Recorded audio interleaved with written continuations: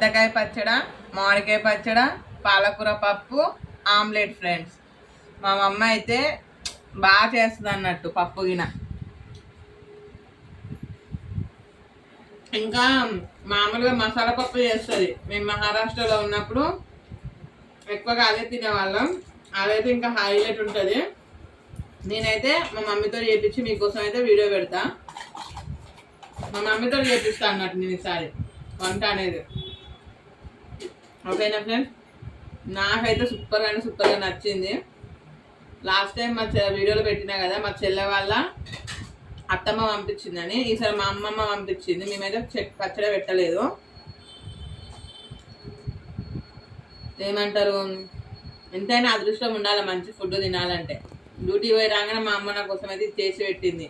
అదే అమ్మ ఉన్నది కాబట్టి ఇవన్నీ. లేకపోతే మన గిన్నెలు మనమే తమ్ముకోవాలి, మన వంట మనమే చేసుకోవాలి, మనమే చేసుకోవాలి. అంత సో